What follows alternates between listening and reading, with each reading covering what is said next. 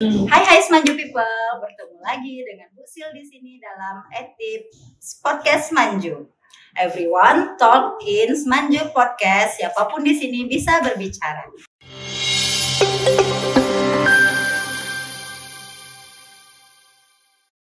Oke guys, untuk edisi kita hari ini adalah edisi bocil, yaitu obrolan kecil. Kita di sini kedatangan tamu yang istimewa, Bu Gemoy. Ya, ada Ibu Wakil kita yang hebat, Ibu Lucy Marlice SPD. Apa kabar Ibu? Alhamdulillah. Assalamualaikum warahmatullahi wabarakatuh. Ada juga Ibu hebat kita, Mama Eka Gustrini. Hai. SPD MM. Oke Mama, gimana kabarnya Mama? Alhamdulillah, luar biasa. Keren ya guys. Allahu Akbar. Oke, ini duo hebat kita ya guys ya. Tema kita untuk podcast kali ini yaitu tentang P5, penguatan profil pelajar Pancasila. P5, boleh langsung aja kita Boleh. berbincang-bincang ya, Bu Lucy, Mama. P5 itu apa sebenarnya ya, Bu Lucy? Oke. P5 itu adalah salah satu kegiatan dalam kurikulum Merdeka, yaitu kegiatan kurikulernya yang bertujuan untuk mengembangkan karakter yang ada pada peserta didik. Jadi setelah kita belajar indra, kita belajar pro, dan kita berprojek mengembangkan bakat-bakat dan minat yang ada pada peserta didik. Sekali ya Bu Lucy. Untuk tujuan utama P5 ini sebenarnya apa itu Mama atau Bu Lucy yang menjawab? Boleh? Boleh? Nah, tujuan utama dari P5 itu yaitu mengembangkan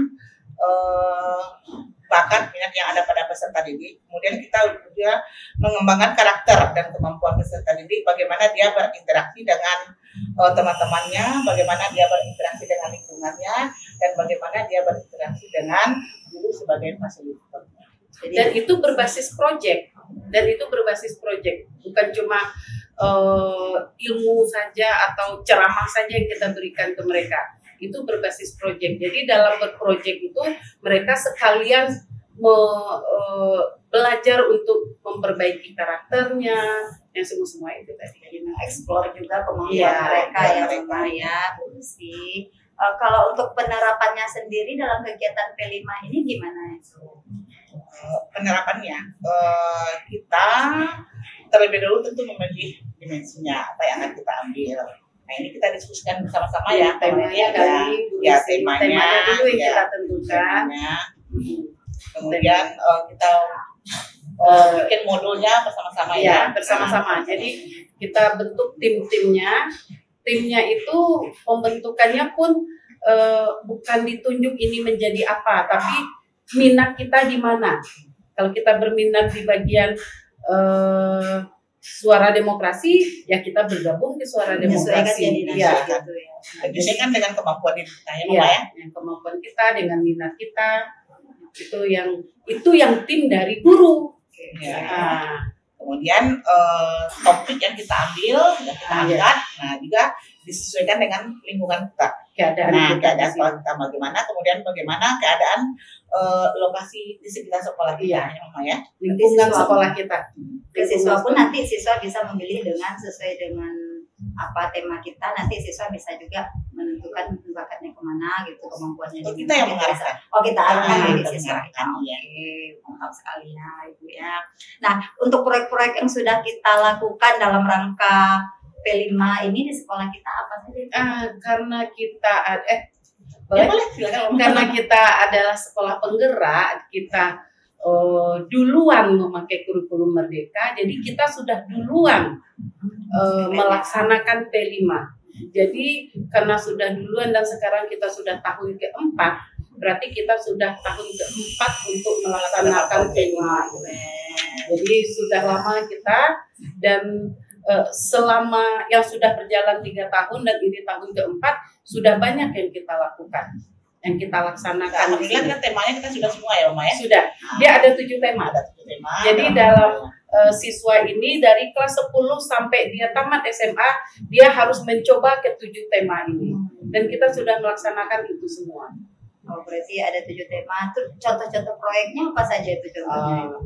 Ya, kita misalnya tema berkebinekaan global kemarin kita ambil itu topiknya tari Nusantara kolosal ya. Tari kolosal Nusantara. Kemudian juga ada cerita rakyat Nusantara.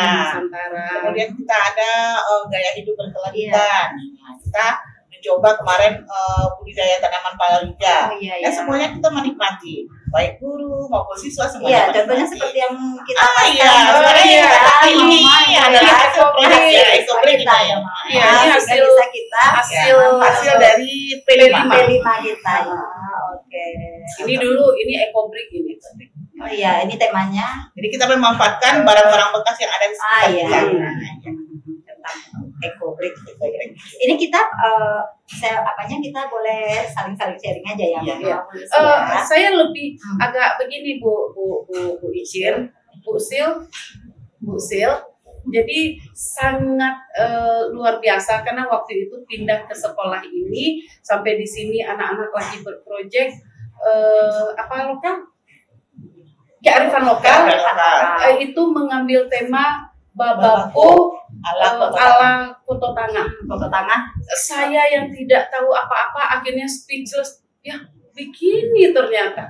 Mereka semangat untuk berprojek. Mereka benar-benar menampilkan semua. Saya benar-benar waktu itu luar biasa sekali. Dan karena acara Babako ini kan berbeda-beda.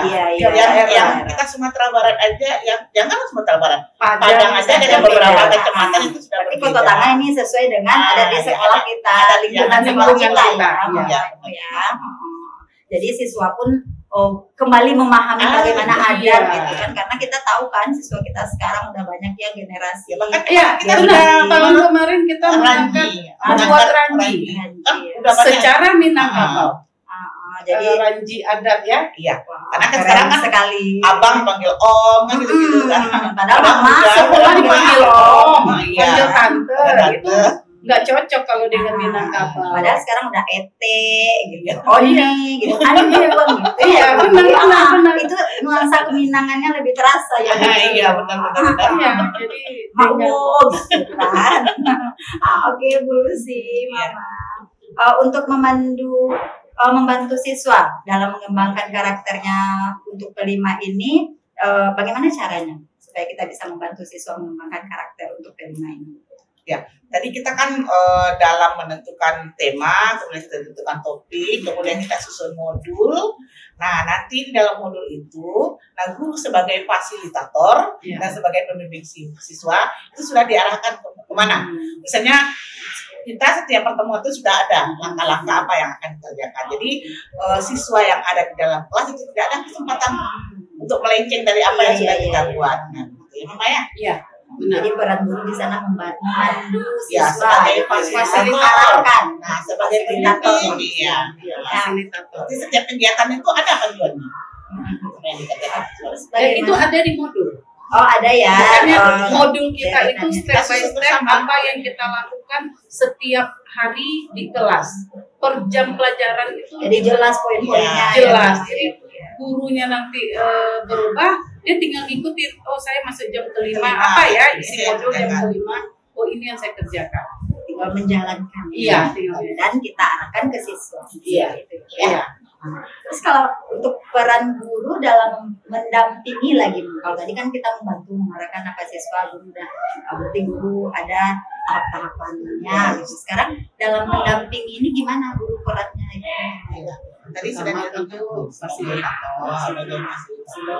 Ini kan sama dengan kita ini memberi arahan ke siswa, habis itu kita memperhatikan mereka. Apa yang mau mereka tanyakan, apa yang mau mereka tidak ketahui, mereka tanyakan ke kita dan kita memfasilitasi itu. Itu yang pertama, fasilitator. Kalau yang kedua tentu menjadi inspirasi, memberi inspirasi buat mereka. kita bisa bercerita tentang pengalaman kita tentang sesuai dengan proyek. Ya, misalnya kayak apa kalau nantinya siswa membuat ini, kita ikut apa dalam melihat siswa melakukan kegiatan tersebut. Iya. Kita jadi kegiatan siswa yang ada di dalam kelas ini kita arah skill, kita mengarah, kemudian kita juga melihat bagaimana perkembangan anak peserta didik kita, karena kita selalu ada rubrik yang harus kita isi setiap jam pelajaran tersebut. Jadi dari rubrik itu guru bisa apakah memantau sudah ada sudah tampak perkembangan peserta didik itu. Karena kita kan menuju perubahan karakter yang lebih baik gitu ya Mama ya. Iya. Jadi bagaimana dia jawab bekerja siswa bekerja sama dengan tim, bagaimana, kemudian bagaimana dia bertutur kata yang baik. Iya. Nah, pokoknya semuanya kita bikinkan rubriknya sesuai dengan proyek yang kita buat tersebut. Jadi bukan hanya proyeknya yang utama, tapi karakternya. Iya. Karakternya berubah nggak? Yang tadinya mungkin dia egonya tinggi, tidak bisa menerima saran dari teman, dengan berprojek ini akhirnya dia harus bekerja sama, harus tim.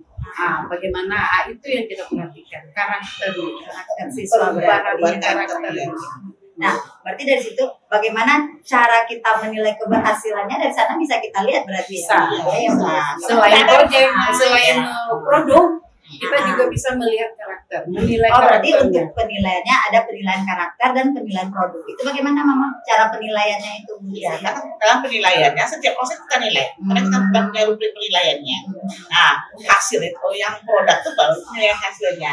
Nah, harus kan dalam hasil itu kan ada hasil itu ada yang mereka berhasil, ada yang tidak berhasil. Itu yang perlu refleksi bagi dia nanti. Nah, ya kita sediakan juga rubriknya. Berarti ada rubriknya untuk menilai keberhasilan siswa itu, nanti ada rubriknya gitu ya. Nah, setiap apa yang mereka kerjakan mereka harus melaporkannya. Jadi Melaporkannya ke di akhir, di akhir proyek ini nanti mereka melakukan sumatif. Setelah sumatif mereka harus membuat laporan tentang proyek yang mereka buat. Jadi dari laporan itulah nanti kita bisa melihat menilai juga. keberhasilan. Tapi yang hariannya prosesnya kita bisa masuk penilaian ya Mas. Setiap guru masuk yang sebagai fasilitator tadi itu sudah ada apakah mereka sudah berkembang atau masih stay di tempatnya, itu langsung diisikan oleh guru. Ada apa penilaiannya? Oke, kira-kira apa tantangan terbesar kita dalam kelima ini?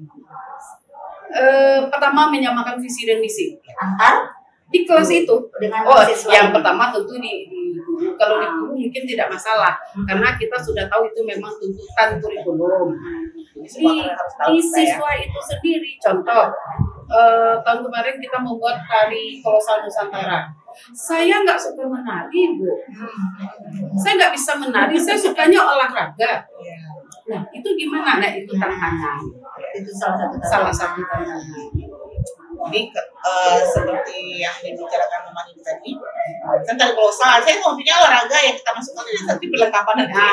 Jadi bikin propertinya kan di tari kolosal itu kan ada penarinya, ada tim riasnya, ada yang mengurusin properti. Jadi yang tidak bisa menari boleh bisa jadi tim belakang layar. Tim belakang layarnya kan perannya juga sangat penting. Tapi tetap masuk penilaian mereka masuk. Dan yang menentukan mereka itu di mana? Mereka. Tidak kita. Tidak kita yang menentukan. Nggak perlu misalnya temanya tari, bukan berarti mereka harus menari semua. Itu konsepnya. Jadi semuanya mendapatkan peran sesuai dengan apanya. Sesuai bakat passion masing-masing. Stylenya. Ada yang saya lebih suka make up. Teman kalau penari kan harus cantik juga ya. Jadi nanti ada tim juga yang make up dan mereka mendapat penilaian juga nanti. Iya. Dan ada yang lebih luar biasa di yang drama cerita rakyat Nusantara itu make upnya luar biasa karena itu make up karakter. Ada yang jadi orang tua padahal itu benar-benar kayak nenek-nenek. Emang iya, jadi memang anak-anak kita ini luar biasa. Ternyata mereka punya bakat terpendam, kreatif sekali. Jadi diterima Tim ini propertinya juga kan kita nggak kepikiran seperti seperti ada apa tiba-tiba apa bisa dari apa awan lewat, awan gitu kan. lewat kapal-kapalnya gitu. Iya. Oke, untuk bagaimana P5 ini berkontribusi dalam pembentukan profil pelajar Pancasila? Terakhir pertanyaan kita. Ya. Jadi dengan adanya P5 ini, jadi siswa kita tidak perlu belajar dalam kelas, tidak perlu terikat Tidak oleh perlu belajar materi. 1 tambah 1 gitu Iya, ya. tidak perlu terikat oleh materi. Jadi mereka bereksplor bagaimana dia mengembangkan potensi yang ada pada dirinya, sehingga nanti dengan bekerja sama dengan teman-temannya, dengan beradaptasi dengan lingkungannya, nah kita berharap itu dapat merubah karakter mereka ke arah yang lebih baik. Oh, rupanya kita manusia sosial, manusia. Kita harus bekerja sama dengan orang lain. Oh, kita tidak bisa hidup sendirian.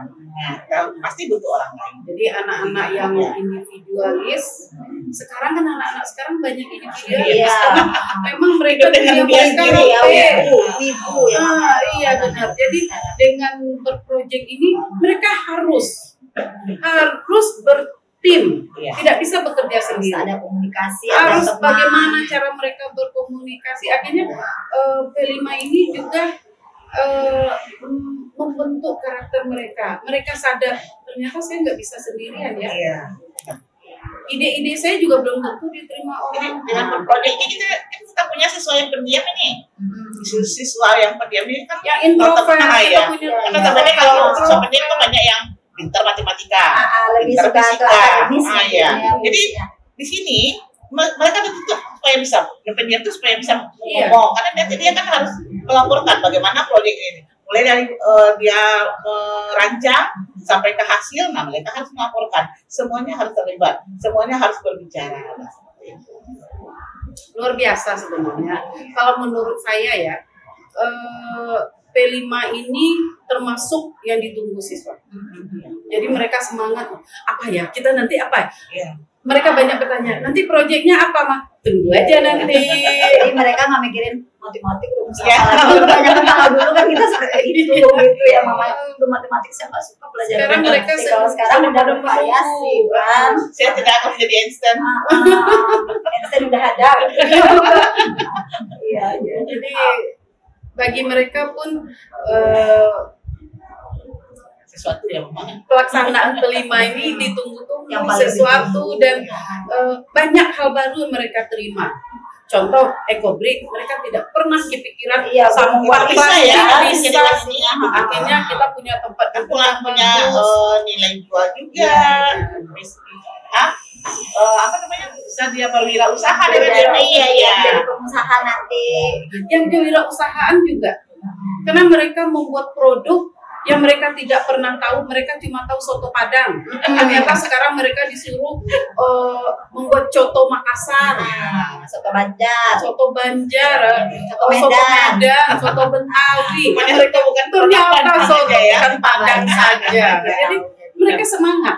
Dulu kita juga pernah membuat makanan dan minuman serba lidah buaya, karena kita lokasi kita di Lubuk Buaya, serba lidah buaya. Tapi ikan dan buaya. Banyak yang mereka buat. Jadi makanan. Jadi makanan, jadi minuman anggar.